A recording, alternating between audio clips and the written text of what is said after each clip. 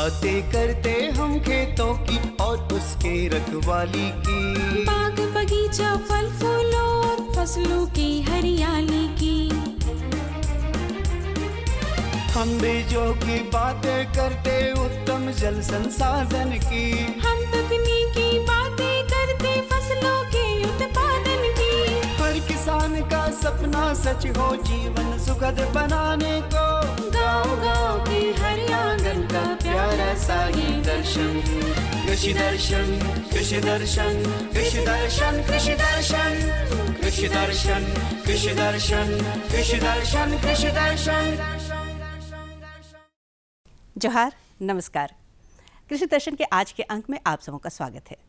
हमारे बहुत सारे किसान भाई बहन खेती के साथ साथ पशुपालन का काम करते हैं, जिससे उनकी आमदनी का एक स्रोत बना रह सके। खेती के साथ कुछ और भी ऐसी गतिविधियां हैं जिससे हम अलग से इनकम कर सकते हैं। आज का हमारा पूरा अंक इन्हीं विषयों को समेटे हुए है। पूरी जानकारी हम आपको देंगे, लेकिन कार्यक्रम की शुरुआत करते हैं कृषि समाचार से। नमस्कार, कृषि समाचार में आपका स्वागत है। मैं हूं जया। आइए देखते हैं आज कृषि समाचार में क्या है खास। राज्य के हर जिले में जैविक उत्पाद प्रमाणन केंद्र खोलने की है योजना। केंद्र सरकार ने प्रधानमंत्री फसल बीमा को बनाया स्वैच्छिक। गर्मा कद्दू के बेहतर उत्पादन के लिए लगाएं उन्नत प्रभेद पूसा नवीन। अब समाचार विस्तार से। कृषि पशुपालन एवं सहकारिता मंत्री ने हर जिले में जैविक उत्पाद प्रमाणन केंद्र खोलने का निर्देश दिया है। हर जिले में जैविक उत्पाद प्रमाणन केंद्र खुलने से किसानों को उत्पाद की उचित कीमत मिल पाएगी। राज्य के 50,000 हेक्टेयर भूमि में जैविक खेती होती है। राज्य में 250 क्लस्टर बनाकर जैविक खेती कराई जा रही है। इससे अब तक 40,000 से अधिक किसान जुड़ चुके हैं। राज्य में कई ऐसे उत्पाद हैं जो स्वाभाविक रूप से जैविक हैं। इसमें कटहल महत्वपूर्ण है। किसानों को बड़ी राहत देते हुए केंद्र सरकार ने प्रधानमंत्री फसल बीमा को स्वैच्छिक बना दिया। इससे पहले जिन किसानों के ऊपर कर्ज होता था, उनको बीमा लेना अनिवार्य होता था। लेकिन अब किसान तय करेंगे कि वे अपनी फसलों का बीमा करवाएं या नहीं। इसके अलावा केंद्र सरकार के इस निर्णय के अनुसार राज्य सरकार को बीमा कंपनी से कम 3 साल का करार करना होगा। किसान भाइयों, आम में मंजर लगने के बाद महुआ कीट और चूर्णिल असीता रोग लगने की संभावना बनी रहती है। आप यदि आम की फसल बागवानी कर रहे हैं तो इन दोनों समस्याओं से समाधान के लिए सार्प, प्रोफिनोफॉस और ओबेरॉन दवा का छिड़काव करें। आम की बागवानी कर रहे किसान भाइयों, मंजर लगने से पहले प्रति लीटर पानी की दर से 3 ग्राम सार्प दवा, 2 मिलीलीटर प्रोफिनोफॉस दवा और 2 मिलीलीटर ओबेरॉन दवा मिलाकर घोल बनाएं और आम के वृक्ष पर छिड़काव कर दें। इससे मंजर में महुआ कीट और चूर्णिल असीता रोग नहीं लगेंगे। साथ ही पुष्पन और फलन भी बेहतर होगा। किसान भाई, अभी जो मौसम है बसंत ऋतु का, आम में मंजर लगने वाला है। तो इस परिस्थिति में जो इस अवस्था में जो लगता है कीड़ा बीमारी, तो इसमें मधुआ कीड़ा बहुत ही महत्वपूर्ण है। उसके अलावा चूर्णिल असीता का भी मुख्य समस्या है। तो इसके निजात पाने के लिए आप 1 लीटर पानी में 3 ग्राम साफ और इसी में 2 ml प्रोफिनोफॉस नामक कीटनाशी मिला दें और साथ ही उसमें ओबेरॉन का भी 2 ml मिला देंगे। तो ऐसा करके इसमें जो होने वाला बीमारी है, कीड़ा है, इससे निजात पा सकेंगे और आपका पुष्पन भी अच्छा होगा, फलन भी अच्छा होगा और फल भी अच्छा होगा।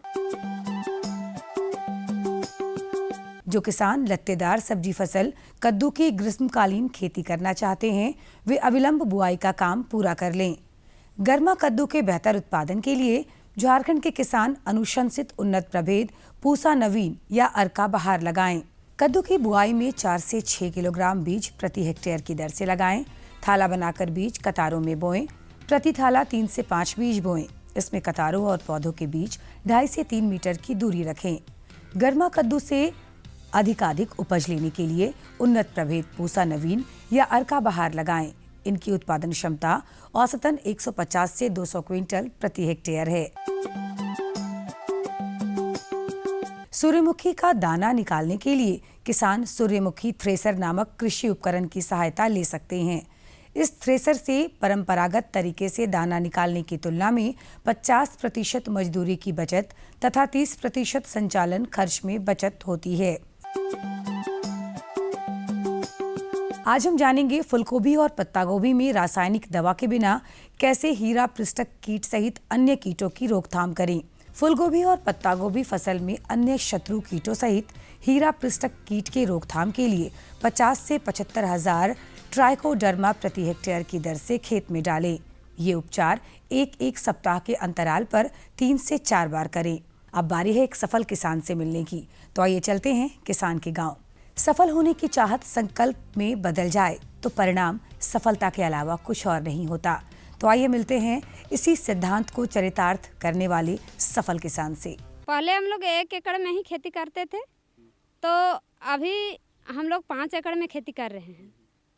मतलब गठन समझिए कि गठन दीदी का हम लोग समूह बनाए, तो समूह के द्वारा गठन होके एक जगह इकट्ठा हम लोग कर रहे हैं, तो उसमें हम लोग को 40 से 50 हजार का इनकम बढ़ रही है। और अब एक नजर राज्य के 5 प्रमुख शहरों के मौसम के मिजाज पर।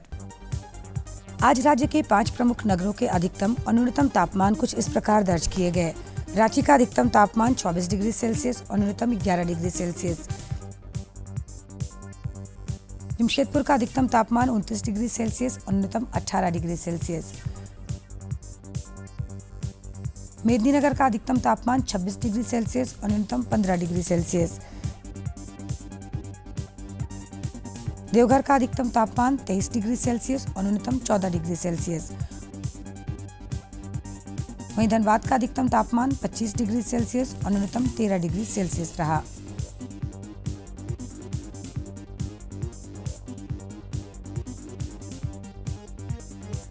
कृषि समाचार में आज इतना ही। अगले दिन अगले अंक में फिर मुलाकात होगी कुछ ताज़ा तरीन खबरों के साथ। तब तक के लिए दीजिए इजाजत। नमस्कार, जोहार। हम लोग बातें कर रहे थे पशुपालन के बारे में। कुछ किसान भाई जो बकरी पालन करते हैं उनके लिए है अगला कार्यक्रम। बकरी में नस्ल का सुधार कैसे किया जाए और टीकाकरण कितना महत्वपूर्ण है, आइए जानकारी लेते हैं। बकरियों को गरीबों की गाय कहा जाता है। जाहिर है कि बकरी पालन सीमांत, भूमिहीन अथवा आर्थिक रूप से कमजोर लोगों के लिए स्वरोजगार और आय का एक महत्वपूर्ण साधन है। आमतौर पर परंपरागत ढंग से देसी नस्ल की बकरियों का पालन कर किसान भाइयों को वांछित लाभ नहीं मिल पाता है। इसके लिए नस्ल सुधार जरूरी है। हमारे झारखंड में बकरी पालन काफ़ी ही महत्वपूर्ण है और लगभग सारे किसान जो ग्रामीण क्षेत्र में होते हैं या शहरी क्षेत्र के आसपास जो किसान हैं, वो लगभग सारे किसान बकरी पालन से जुड़े हैं और ये उनकी आमदनी का एक मुख्य जरिया है।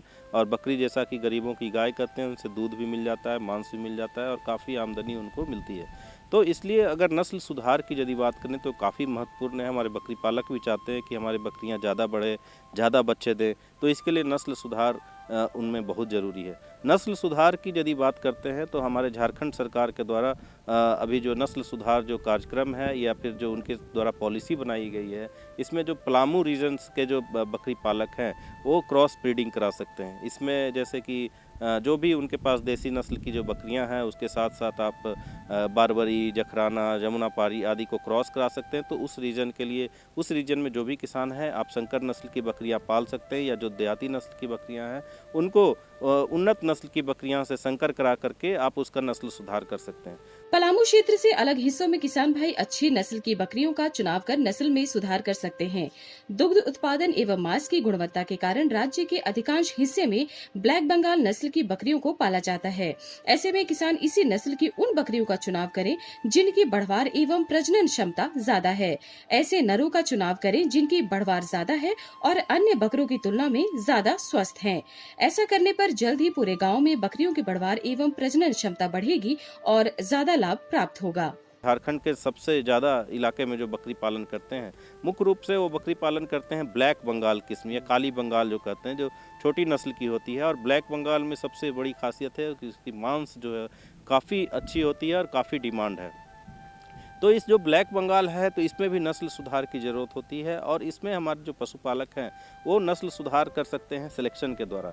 इसमें जो भी आप उसमें क्रॉस ब्रीडिंग नहीं करना है, कोई उन्नत नस्ल से संकरण नहीं कराना है, उसमें जो भी बकरियां हैं उसमें भी आप देखेंगे, हमारे किसान भाई देखेंगे, वो जानते हैं कि अगर 10 बकरियां गांव में 100 बकरियां हैं तो आप देखेंगे 100 में से 5 बकरियां के बढ़ने की क्षमता अन्य बकरियों से ज़्यादा है, बच्चे देने की क्षमता ज़्यादा है, ट्विनिंग परसेंटेज 2 या 3 बच्चे देने की क्षमता तो आप देखेंगे 8-10 बकरियां में ज़्यादा है, जो बार बार जो है वो 2 बच्चे देती है, 3 बच्चे देती है और जो कि किसान इसको पसंद करते हैं। तो वैसे बकरियों का चुनाव करना है और जो कुछ बकरियां वैसी होंगी जिनके बढ़ने की क्षमता एवरेज जो बकरियां हैं गांव में बकरियां उससे काफ़ी कम है, जहां बकरियां जो है एक साल में 13 किलो 14 किलो हो जाती है, कुछ बकरियां आप देखेंगे कि 7 किलो 8 किलो हो रही है। तो वैसे बकरियों को कल्ड करने की ज़रूरत होती है, वैसे बकरियों को हटा दें और जो बकरियां का परफॉर्मेंस अच्छा है, बढ़ने की क्षमता ज़्यादा है, 2 बच्चे 3 बच्चे देने की क्षमता ज़्यादा है, वैसे बकरियों को चुनाव करना है। और वैसे नर का भी चुनाव करना है जिसमें बढ़ने की क्षमता ज़्यादा है और वैसे नर का चुनाव करना है जिसके मादा से संकरण कराने से 2 बच्चे या 3 बच्चे ज़्यादा मिलती हैं, उनके बच्चे में ग्रोथ ज़्यादा है, तो वैसे नर का भी चुनाव करना है। तो इस तरह आप देखेंगे कि इस तरह से धीरे धीरे आप देखेंगे कि एक बदलाव आने लगेगा गांव में, बढ़ने की क्षमता जो है पूरे गांव की बकरियां में बढ़ने की क्षमता बढ़ जाएगी। ट्विनिंग ट्रिपलेट जो बच्चे देती है, 2 या 3 बच्चे देने की जो क्षमता होती है बकरियों में वो भी बढ़ जाएगी और इस तरह से आप देखेंगे पूरा गांव खुशहाल हो जाएगा और जो है कि हमारे जो किसान जो बकरी पालक कर रहे हैं इस तरह से नस्ल सुधार कार्यक्रम से जुड़ करके वो काफ़ी इसका फ़ायदा ले सकते हैं। ऐसे किसान अथवा स्वरोजगार की तलाश करने वाले युवा जो बकरी पालन को एक व्यवसाय के रूप में अपनाना चाहते हैं, वे प्रशिक्षण प्राप्त कर बकरी पालन के व्यवसाय को अपनाएं। रांची स्थित बिरसा कृषि विश्वविद्यालय सहित कई जगहों पर बकरी पालन संबंधी प्रशिक्षण दिया जाता है। किसान प्रशिक्षण के साथ साथ यहाँ से उन्नत नस्ल की बकरियां भी प्राप्त कर सकते हैं। किसान पालक बकरी पालन करना चाहते हैं, हमारे यहाँ प्रशिक्षण बिरसा कृषि विश्वविद्यालय में प्रशिक्षण की सुविधा उपलब्ध है। आप यहाँ से 10 दिवसीय प्रशिक्षण कर सकते हैं। प्रशिक्षण करने के बाद हमारे यहाँ से उन्नत नस्ल के बीज भी उपलब्ध हैं, वो उसको लेकर के पाल सकते हैं। संकर नस्ल के बीज उपलब्ध हैं या ब्लैक बंगाल के उन्नत किस्म जो है उसके भी बीज उपलब्ध हैं, आप ले जा करके इसका पालन कर सकते हैं। और बकरी पालन के लिए वैज्ञानिक तरीके से बकरी पालन के लिए इसका जो है ट्रेनिंग जो है प्रशिक्षण काफ़ी ज़रूरत है। तो जो भी बकरी पालन से जुड़ना चाहते हैं तो इसका प्रशिक्षण लेकर के ही बकरी पालन की शुरुआत करें। बकरियों में कई प्रकार की बीमारियों का प्रकोप होता है, जिनमें खुरहा चपका, मुंह पका, इंट्रोटॉक्सीमिया इत्यादि प्रमुख है। इन बीमारियों से संक्रमित बकरियों की बढ़वार और स्वास्थ्य पर प्रतिकूल असर पड़ता है, जिससे भविष्य में छौने कमजोर होते हैं। इससे बचाव के लिए नियमित अंतराल पर टीकाकरण करवाएं। टीकाकरण हमारे बकरियों में बहुत ही आवश्यक है। बकरियों में कुछ जो रोग होते हैं उसमें देखा जाता है एक महामारी जैसा रोग होता है, जैसे PPR बीमारी है, जैसे FMD बीमारी है। इससे काफ़ी संख्या में बकरियां जो है संक्रमित हो जाती है, मृत्यु दर बढ़ जाती है और हमारे किसान भाई काफ़ी हताश हो जाते हैं और बकरी पालन ही छोड़ देते हैं। लेकिन ऐसी बात नहीं है, इसकी अगर समुचित जानकारी हो तो इन बीमारियों से बच सकते हैं। टीकाकरण की यदि बात करते हैं तो कुछ टीकाकरण काफ़ी आवश्यकता है। जैसे हमारे बकरी पालक जानते होंगे PPR टीका, PPR जो बीमारी होती है वो बीमारी आप देखते होंगे कि PPR जो बीमारी तो इसमें बकरियां अचानक मरने लगती है, नाक से पानी आने लगता है और नाक से पानी आने के साथ साथ दस्त होता है और बकरियां तेज़ी से संक्रमण बढ़ता है और काफ़ी बड़ी संख्या में बकरियां मर जाती है। तो इससे PPR बीमारी सबसे पहले बकरियों का प्लेग भी इसको कहते हैं। तो हमारे जो पशुपालक हैं, अभी मौसम जो बदल रहा है मौसम और गर्मी का मौसम आने वाला है, तो इस समय गर्मी बरसात में इस बीमारी का प्रकोप होता है। तो 1 ml मात्रा 3 महीने से ऊपर की जो बकरियां हैं उसमें 1 ml मात्रा चमड़े में दे करके फिर साल में एक बार दे करके इस बीमारी से बचाव कर सकते हैं और जब ये टीकाकरण करेंगे तो बीमारियां नहीं आएंगी। इसके अलावा FMD बीमारी है, खुरहा चपका जो बीमारी होता है, इसका भी आप 4 महीने में पहला टीका दें और उसके बाद 2 ml मात्रा उसके चमड़े में अगर देते हैं तो इसमें देखेंगे कि खुरहा चपका जिसका मुख्य लक्षण है कि बकरियों के मुंह में छाले पड़ जाते हैं, पैर का खुर खराब हो जाता है, तो इस तरह से जो FMD जो बीमारी है उससे बचाव कर सकते हैं। इसके अलावा कुछ मुख्य बीमारियां और है जिसमें HS, BQ, इंटेरोटॉक्सीमिया ये बीमारी होती है, इसका भी हमारे बकरी पालक टीकाकरण करके इससे बच सकते हैं। इसमें लगभग 5 से 6 महीने की बकरियों में पहला टीकाकरण किया जाता है और इसमें जो है कि फिर साल में एक बार उसका टीकाकरण करके इसका बचाव कर सकते हैं। इंटेरोटॉक्सीमिया खास करके भी काफ़ी महत्वपूर्ण बीमारी है, जिसमें हमारे बकरी पालक जानते हैं कि बहुत स्वस्थ बकरियां हैं, बाहर से चर करके आई हैं और बिल्कुल देखने में स्वस्थ हैं, अचानक वो मर जाती है। तो ये इंटेरोटॉक्सीमिया जो बीमारी होता है वो बीमारी से ये ग्रसित हो जाते हैं। तो इससे जो कि बचाव के लिए इंटेरोटॉक्सीमिया का टीकाकरण कर सकते हैं। इसके अलावा HSV-Q जो है, ये जिसको हम लोग गला घोंटू और ब्लैक क्वार्टर बीमारी कहते हैं, इसमें भी देखा जाता है कि सांस संबंधी समस्याएं बकरियों में होती है, गला फूल जाता है। तो इसका इन सब चीज़ों का टीकाकरण करके जो बीमारियां हैं, मुख्य बीमारियां हैं, इसमें एक बार फिर हमारे बकरी पालक जान लें, PPR सबसे ज़रूरी बीमारियां हैं। इसके अलावा FMD जिसको खुरहा कहते हैं, वो भी बहुत महत्वपूर्ण बीमारियां हैं। इसके साथ इंटेरोटॉक्सीमिया जो बीमारी है उसका भी टीकाकरण अवश्य करना है। इसके साथ साथ HS और BQ, तो ये 4, 5, 6 बीमारियां हैं जिसका अगर आप टीकाकरण करते हैं तो बकरी पालक के मन में जो डर होता है, जो भय होता है कि बीमारी आएगा, हमारी बकरियां मर जाएगी, तो उससे आप बच सकते हैं। तो ये हमारे बकरी पालक विशेष रूप से इसको ध्यान दे सकते हैं। किसानों को अच्छी वार्षिक आमदनी के लिए नस्ल सुधार पर विशेष ध्यान देना चाहिए। अधिक जानकारी के लिए प्रशिक्षण लें एवं पशु चिकित्सकों से सलाह लें। तो किसान भाई, कुछ जानकारियाँ ऐसी आपके लिए जिससे आप अपनी आमदनी बढ़ा सकते हैं खेती के साथ साथ। ये पूरी जानकारी देंगे हमारे विशेषज्ञ। भारत जैसे कृषि प्रधान देश में किसानों की यह त्रासदी रही है कि खेती किसानी उनके लिए अक्सर घाटे का सौदा रही है। विगत कुछ वर्षों से सरकार किसानों की आय बढ़ाने पर ध्यान केंद्रित कर उत्पादन बढ़ोतरी, जुताई की लागत में कटौती, सूक्ष्म सिंचाई को प्रोत्साहित करने, फसल प्रबंधन एवं प्रशिक्षण विस्तार पर कई फैसलों को अमली जामा पहनाने के लिए प्रयासरत है। आजकल जो कृषि खेती बाड़ी का जो काम है एकदम वैज्ञानिक हो गया है, पहले जैसा नहीं रहा। उर्वरक का संतुलित प्रयोग, पौधों की समुचित सुरक्षा, सही समय पे बुआई, सही समय पे बिचड़े की रोपाई, बहुत सारे कारक हैं जिनकी वजह से किसान भाई अपनी फसल से दुगनी की बात क्या कर रहे हैं कि आमदनी नहीं कर पाते और घाटे का सौदा हो जाता है। लेकिन अगर किसान भाई तकनीकी जानकारियों का, तकनीकी ज्ञान का समुचित प्रयोग करेंगे और खेती बाड़ी में पूरा समय देंगे, वो आधे मन से करने का ज़माना चला गया है। 100% समय जो किसान भाई देंगे, उन्नत तकनीक, उन्नत बीज, उन्नत किस्मों का प्रयोग करेंगे, निश्चित रूप से उनकी आमदनी दुगनी क्या दुगनी से भी ज़्यादा हुई है। और हम लोग प्रत्यक्ष रूप में अपने प्रक्षेत्र पे और किसानों के खेत पे करके देखा भी है। आय बढ़ोतरी के कई तरीकों में नई तकनीकों का इस्तेमाल काफी महत्व रखता है। झारखंड जैसे राज्य में जहां बड़े पैमाने पर सब्जी फसलों की खेती होती है, वहां प्रो ट्रे के द्वारा बीजों को अंकुरित किया जाना काफी महत्व रखता है। प्रो ट्रे तकनीक से बीजों का अंकुरण सही एवं समय पर होता है। पौधों में मृत्यु दर नगण्य होती है और शाखाएं ज्यादा विकसित होती हैं, जिससे उत्पादन ज्यादा होता है और किसानों को वांछित लाभ मिल पाता है। अगर हम सब्जी फसलों की बात करते हैं, सब्जी फसलें ऐसी हैं जो कम समय में, कम क्षेत्रफल में अधिक उत्पादन देती हैं। सबसे पहले हम बिचड़ा की बात करते हैं। पहले का एक ज़माना था जब किसान भाई ऊंची उठी क्यारियों पे सब्जियों की पौध की बुआई करते थे, जिनके बीज छोटे होते हैं, चाहे वो टमाटर, बैगन, मिर्चा, शिमला मिर्च, फूल गोभी, बंद गोभी, गाठ गोभी, जितने भी छोटे बीज वाली सब्जियां हैं उनका पहले बिचड़ा बनाते थे। लेकिन अब इस समय आ गया है कि सब्जियों का बिचड़ा प्लास्टिक के ट्रे में, प्रो ट्रे नाम से जाना जाता है, उसमें किसान भाई कर रहे हैं। प्लास्टिक के ट्रे में बिचड़ा उत्पादन करने से फ़ायदा क्या होता है? क्योंकि आजकल सामान्य किस्म की बुआई तो किसान भाई करते हैं, संकर किस्म बीजों के बुआई का समय आ गया है। क्योंकि संकर बीज जो होते हैं, हम सब चाहे सब्जियों में हो, चाहे दलहनी में हो, चाहे तिलहनी में हो, संकर किस्म के बीज का उत्पादन क्षमता बहुत ज़्यादा होती है, बीमारियों के लड़ने की क्षमता होती है। तो और एक बीज का दाम भी ज़्यादा होता है, तो उसमें एक एक बीज का एक अपना एक कीमत होती है। इसलिए प्लास्टिक की ट्रे में बुआई करने से और बिचड़े को, चाहे टमाटर का, बैगन, 3 सप्ताह में जो किसान भाई खेत में रोपाई कर देते हैं। कई बार होता है कि किसान भाई समय पे बिचड़ों की रोपाई नहीं कर पाते हैं। जब बिचड़ा 3 सप्ताह से ऊपर करीब 1 महीने या 1.5 महीने का हो जाता है तब रोपाई करते हैं। ऐसी अवस्था में शाखाएं ठीक ढंग से नहीं निकलती हैं।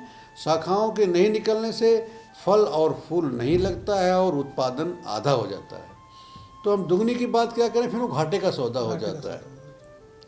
इसलिए मेरी सलाह है किसान भाइयों को, अगर वो सब्जी की खेती से अपनी आमदनी को बढ़ाना चाहते हैं या दुगनी करना चाहते हैं तो सही समय पे बिचड़े की रुपाई जरूर करें। संकर एवं रोगरोधी किस्में भी किसानों की आय बढ़ोतरी का साधन है।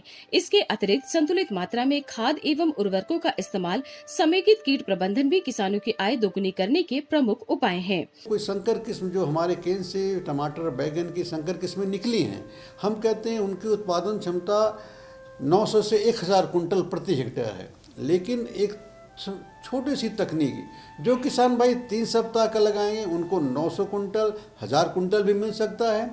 जो किसान भाई 1.5 महीने की पौध को लगाएंगे उनको 400 कुंटल भी नहीं मिल सकता है। तो फिर आमदनी दुगनी कहाँ से होगी? तो अभी खेती बाड़ी एकदम वैज्ञानिक बन गया है और समय का बहुत ही महत्व है। ख़ास तौर से हम सब्जियों की जब बात करते हैं, सही समय पे रोपाई करना है, सही समय पे बिचड़ा डालना है, सही समय पे खरपतवार निकालना है, पौध सुरक्षा की जो भी तकनीकें हैं उससे फसल को बचाना है। और ये सब तभी हो पाएगा जब हमारे किसान भाई अपने पूरे समय को इसमें देंगे, तब जा कर के उनकी आमदनी दुगनी होगी और निश्चित रूप से दुगनी होगी, ये हमारा विश्वास है। झारखंड जैसे राज्य में जहां धान की खेती के बाद जमीन का उपयोग नहीं हो पाता है, ऐसे में किसानों को वांछित लाभ नहीं मिल पाता है। किसान भाई धान फसल की कटाई के बाद अन्य मौसमी सब्जियों की खेती या यूं कहे कि एक फसली खेती को बहुफसली बनाकर अपनी आमदनी बढ़ा सकते हैं। धान जो है हमारे झारखंड प्रदेश की मुख्य फसल है और जितने भी काफ़ी बड़े पैमाने पे इसकी खेती होती है। लेकिन अभी हम लोगों ने पिछले 5 साल से हम देख रहे थे बहुत सारे किसान भाई धान काट के छोड़ देते, फिर उनका खेत 6 महीने खाली रहता था। हम लोगों ने किसानों के खेत पे ही प्रयोग किया। अभी जीता जागता उजाड़ हुड्रू एक गांव है, हमारा जो हवाई अड्डा है रांची का, बिरसा मुंडा हवाई अड्डे के बगल में एक हुड्रू गांव है। वहाँ पे हम लोगों ने करीब 100 किसान परिवार के साथ हमने काम किया है। मैं किसान परिवार की बात इसलिए करता हूँ कि जब किसान भाई अपने खुद जाके वहाँ देखेंगे या वहाँ बात करेंगे तो निश्चित रूप से उनका उत्साह बढ़ेगा। वो लोग धान काटने के बाद खेत को खाली छोड़ देते थे, लेकिन जो किसान जब हम उनको उन्नत किस्म के बीज, उन्नत किस्म के सिंचाई का व्यवस्था करवाया, कुआं खुदवा करके उनको दिया गया ट्राइबल सब प्लान में और बीज दिया गया, तो वही किसान भाई जो मजदूरी करने जाते थे वो करीब 100 परिवार उसमें सब्जी की खेती, धान के साथ साथ सब्जी की खेती करने लगे। तो उनकी आमदनी 4 गुना 5 गुना हो गई, दुगनी की बात छोड़िए। और चूँकि झारखंड बिकने की कोई समस्या नहीं तो बिकने भी कोई दिक्कत नहीं आई। तो हमारे कहने का मतलब अब एक फसलीय खेती का समय चला गया है, कम से कम बहुफसलीय खेती की बात हम करेंगे। छोटे किसान भाई जो कि बहुफसलीय खेती की बात करेंगे तो उनका जो है आमदनी निश्चित रूप से दुगना होगा। एक फसल के ऊपर निर्भर नहीं रहना है, ये किसान भाइयों को सीखना पड़ेगा। सफलतापूर्वक खेती बाड़ी के लिए सिंचाई प्रबंधन जरूरी है। किसान टपक सिंचाई प्रणाली की व्यवस्था कर अपने खेत को न केवल बहुफसली बना सकते हैं बल्कि पानी की भी बचत कर सकते हैं। इसके लिए सरकार अनुदान भी मुहैया कराती है। तो यहाँ पे ड्रिप इरिगेशन या टपकन सिंचाई विधि की हम बात करते हैं। टपकन सिंचाई विधि पे सरकार की जो योजनाएं हैं वो भारत सरकारी को चाहे राज्य सरकार को करीब 90% तक अनुदान मिल रहा है। लेकिन ये सब बातें बहुत सारे किसान भाइयों को पता नहीं चल पाती, जो कि इस माध्यम से जो और किसान भाई हमारा ये कार्यक्रम देखते हैं, चाहे दूरदर्शन हो चाहे आकाशवाणी हो, तो उनको ज्ञान होता है और अगर वो जाकर के टपकन सिंचाई विधि के साथ जुड़ेंगे तो निश्चित रूप से उनकी आमदनी बढ़ेगी। और जो पर ड्रॉप मोर क्रॉप की बात हमारे माननीय प्रधानमंत्री का सपना है वो तभी साकार होगा जब हम पानी की एक एक बूंद को खेती बाड़ी के काम में लाएंगे, चाहे वो सब्जी उत्पादन हो, चाहे वो दलहन उत्पादन हो, चाहे वो जो भी अनाज उत्पादन हो, चाहे चारा उत्पादन हो, जो भी हो। तो पानी की कीमत को किसान भाइयों को समझना पड़ेगा और एक एक बूंद का प्रयोग करने से ही आमदनी उनकी दुगनी होगी। ज़्यादा पानी देने से भी खरपतवार अधिक निकलते हैं, बीमारियां ज़्यादा आती हैं, तो जो हमारा अनुमान होता है उत्पादन का वो नहीं मिल पाता है। इसलिए किसान भाइयों को टपकन सिंचाई विधि पर जोर देना बहुत ही आवश्यक है। यदि कृषि की नई तकनीकों को अपनाया जाए, उर्वरक एवं कीट प्रबंधन पर ध्यान दिया जाए, विपणन के लिए बाजार की आवश्यकता की जानकारी रखी जाए, प्रशिक्षण प्राप्त किया जाए एवं मूल्य संवर्धन के लिए सजग रहा जाए तो किसानों के लिए आय बढ़ोतरी का मार्ग सुलभ हो जाएगा। तो उम्मीद है आज का कार्यक्रम आपको बहुत पसंद आया होगा। आप क्या कुछ देखना चाहते हैं अपने इस कार्यक्रम में, हमें अवश्य लिख भेजें। हमारा पता है कार्यक्रम कृषि दर्शन कृषि प्रकोष्ठ द्वारा केंद्र निदेशक दूरदर्शन केंद्र रातू रोड रांची, पिन संख्या 9434340001। कृषि दर्शन की पूरी टीम के साथ मुझे दीजिए इजाज़त। जोहार, नमस्कार।